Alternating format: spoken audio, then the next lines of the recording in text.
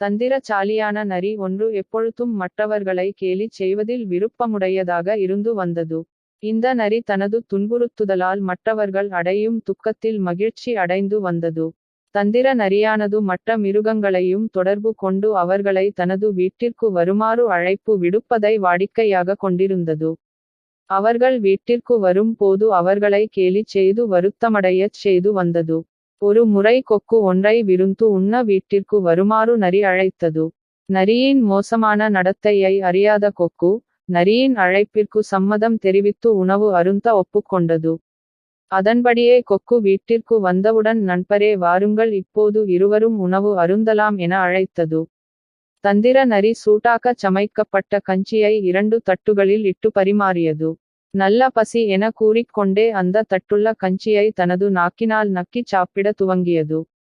நண்பரே வாருங்கள் சங்கடப்படாமல் கஞ்சியை உங்களுக்கு எவ்வளவு வேண்டுமோ அவ்வளவு சாப்பிடுங்கள் என கொக்கிடம் கூறியது.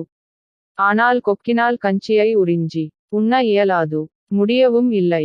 கொக்கு படும் சிரமத்தை கண்டு நரி மனதார சிரித்து மகிழ்ந்தது. அச்சமயம் கொக்கு இந்த தந்திர நரிக்கு நல்ல பாடம் புகட்ட வேண்டுமென தீர்மானித்தது. அருமை நண்பர் நரியாரே, நான் தங்கள் உபசரிப்பில் மிகுந்த மகிழ்ச்சி அடைகிறேன். நீங்கள் நான் அளிக்கும் விருந்திலும் அவசியம் கலந்து கொள்ள வேண்டும் என வேண்டிக் கொண்டு அங்கிருந்து சென்றது. ஓ, எனக்கும் தற்போது சந்தோஷத்துடன் உணவு அருந்த ஒரு சந்தர்ப்பம் கிடைத்துள்ளது என்று நரி நினைத்து விருந்துக்கு ஒப்புக்கொண்டது. மறுநாள் இரவு நரி கொக்கின் வீட்டிற்கு விருந்துண்ண சென்றது. வாருங்கள் என் நண்பரே, இப்போது தான் சமையலறையில் வேலைகளை முடித்தேன். தங்களுக்காக சிறப்பான உணவு தயாரித்துள்ளேன். சாப்பிடலாம் என்று கொக்கு நரியை வரவேற்றது. மிகுந்த ஆர்வத்துடன் நரி தனது மகிழ்ச்சியான சந்தர்ப்பத்திற்கு காத்திருந்தது.